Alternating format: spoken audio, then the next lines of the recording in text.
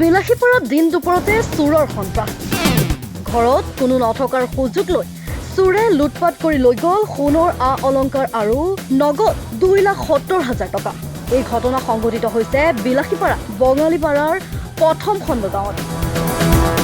গাঁওখনৰ এগৰাকী বিধৱা মহিলাৰ ঘৰত চোৰে চলাই এই চাফাই অভিযান। মহিলাগৰাকীয়ে যোৱা কেইদিনমানৰ আগত 2,70,000 টকা বেংকৰ পৰা উলিয়াই আনিছিল ঘৰ নিৰ্মাণ কৰিবলৈ বুলি। আজি ৰাতিপুৱা মহিলাগৰাকী আৰু তেওঁৰ জীয়ৰী বিদ্যালয়লৈ গৈছিল। এই সুযোগতে ঘৰত কোনো নথকাত চোৰে চলালে সন্ত্ৰাস।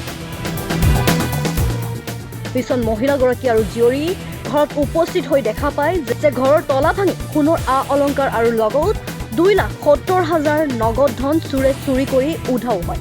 এই চুৰিকাণ্ডৰ পিছতে এতিয়া পৰিয়ালটোৰ মাজত হাহাকাৰ সৃষ্টি হৈছে। পিছত ভুক্তভোগীয়ে বিলাসীপাৰা আৰক্ষী থানাত এজাহাৰ দাখিল কৰিছে। মই স্কুল গৈছিলো 10:30 বজাত। 12টা বজাত ঘৰত আহিছো এক্সাম দি কিনে। আহি দেখো মানে গেটৰ তালা মানে ভাঙা। গেটৰ তালা ভাঙা দেখি মই মাক ফোন কৰিলো। আম্মা স্কুলত আছিল। স্কুলত তাৰপৰা মই ক'লে যে কাকো মানে লৈ ভিতৰত যা, অকলে নাযাবি, যদি এতিয়া থাকে কিবা কাৰণ কিছু হ'ব পাৰে। তাৰপিছত মই ইয়াতে মানে দাদী আছে, তাক মাতি আনিলো। আনি দেখো ঘৰত তালা চব ভাঙা, গডৰেজৰ তালা ভাঙা, চৌকেছৰ তালা ভাঙা। গলৰ মালা আছিল সোণাৰ, হাতৰ আছিল। আৰু পৰহি মানে মোৰ মাকে পইচা তুলি আছিল 2,70,000 টকা। হয়, গডৰেজ ভাঙা। হয়,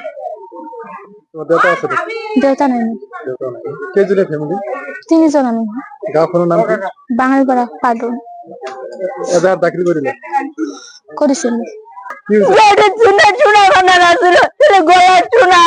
কানের হাতের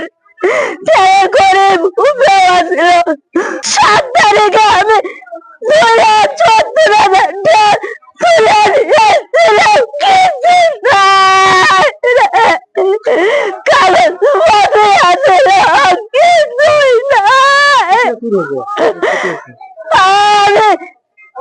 স্কুল গেছি 10টা চাওয়া নিয়ে বেটা নিয়ে প্রাইভেট স্কুল করে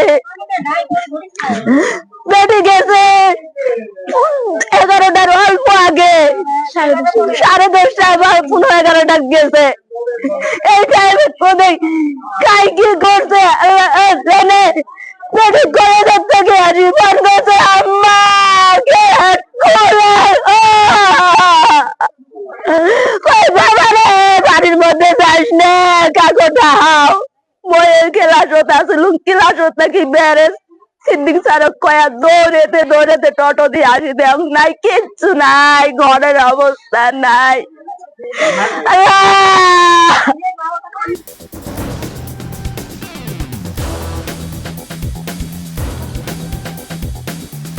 বিলাসীপাৰাৰ পৰা আব্দুল মজিদৰ ৰিপৰ্ট, মাই নিউজ এণ্ড